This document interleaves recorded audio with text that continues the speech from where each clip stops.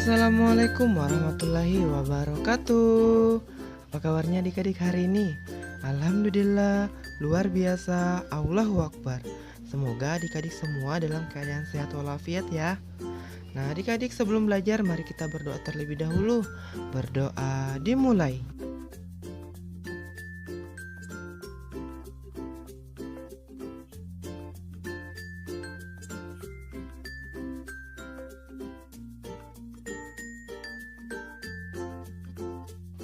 Berdoa selesai.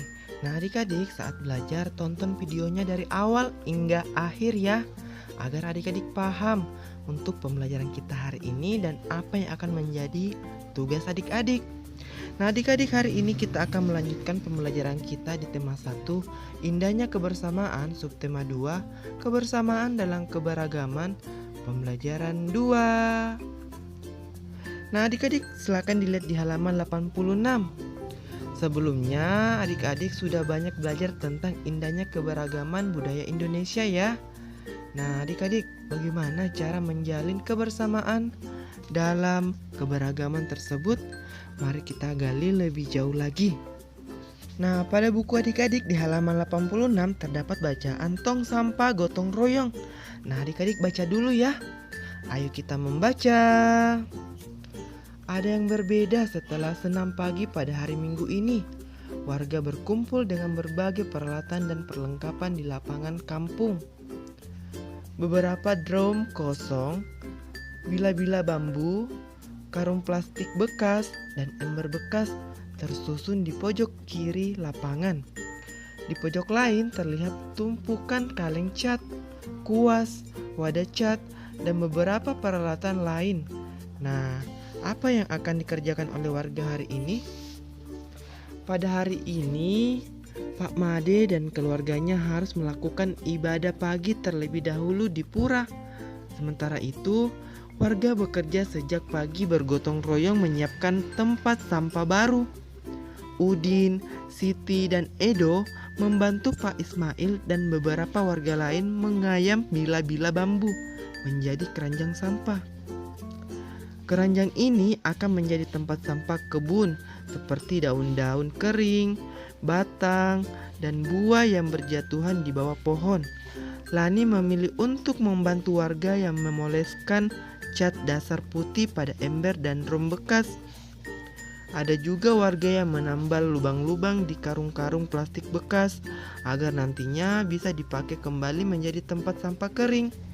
Kemudian kira-kira pukul 10, Pak Made, Dayu, dan keluarganya sudah kembali dari kegiatan ibadah. Tong-tong sampah baru siap dihias. Pak Made, Ibu Made, dan Dayu berkeliling membuat pola hiasan di tempat-tempat sampah baru. Lani turut membantu Dayu. Setelahnya, warga bergotong royong mengecat dan memperindah hiasan tempat sampah. Sebelum matahari meninggi, sudah ada 12 tempat sampah baru yang dihias warga secara bergotong royong. Drum bekas, ember bekas, karung plastik, keranjang anyam sudah berubah menjadi tempat sampah yang cantik. Nah, itu dia yang dilakukan oleh warga, yaitu kerjasama. Nah, adik-adik, apa itu kerjasama? Jadi, kerjasama itu merupakan usaha yang dilakukan oleh beberapa orang untuk mencapai tujuan bersama.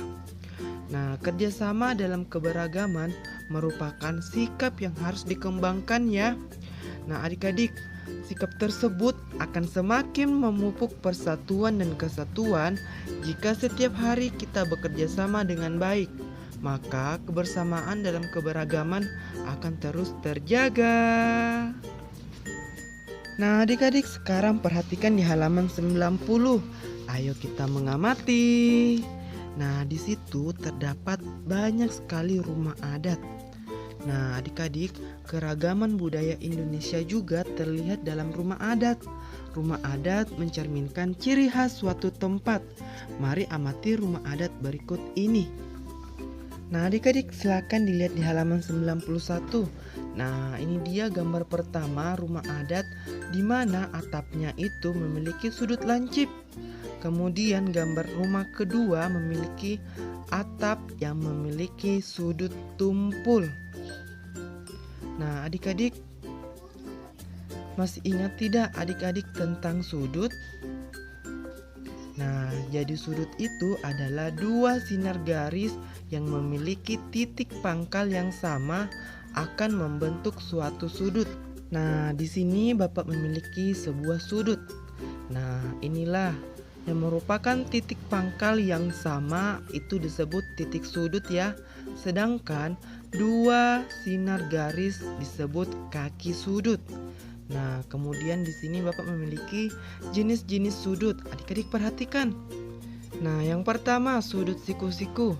Suatu sudut disebut sudut siku-siku jika kaki-kaki sudutnya tegak lurus, yaitu ukurannya adalah 90 derajat. Yang kedua, sudut lancip. Suatu sudut disebut sudut lancip jika ukuran sudutnya lebih kecil dari sudut siku-siku, yaitu antara 0 dan 90 derajat. Sudut-sudut berikut adalah sudut lancip. Nih, yang di bawah adalah contohnya ya, sudut lancip. Kemudian yang ketiga, sudut tumpul. Nah, suatu sudut disebut sudut tumpul jika ukuran sudutnya lebih besar dari sudut siku-siku, yaitu antara 90 sampai 180 derajat. Nah, di bawah ini merupakan sudut-sudut tumpul. Nah, adik-adik perhatikan di halaman 92. Bagaimana kita mengetahui besar sudut? Ayo kita mempelajarinya. Nah, adik-adik di sini kita akan mengetahui besar sudut menggunakan busur derajat. Nah, adik-adik, alat yang digunakan untuk mengukur sudut secara baku adalah busur. Sudut dilambangkan dengan L. Satuan sudut adalah derajat.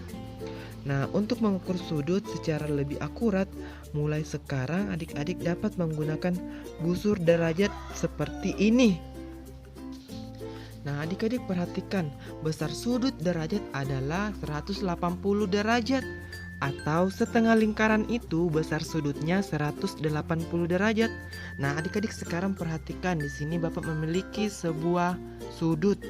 Nah, kira-kira berapa besar sudut AOB ini? Ada yang tahu? Iya, perhatikan adik-adik, kita mulai dari angka 0. Nah, kemudian dia berhenti di angka 45 ya. Jadi besar sudut AOB ini adalah 45 derajat. Nah, adik-adik paham ya? Nah, sekarang perhatikan di halaman 97. Di sini kita akan mengamati kembali tarian Bungon Jompa dalam bentuk formasi.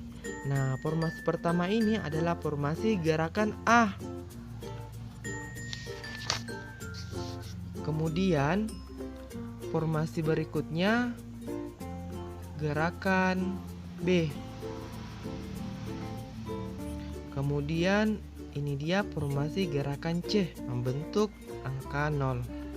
Kemudian formasi gerakan D siksat. Nah, adik-adik, sampai di sini ya pembelajaran kita. Ayo kita tarik kesimpulan. Yang pertama, kita telah menjelaskan dan menentukan ukuran sudut pada bangun datar dalam satuan baku dengan menggunakan busur derajat.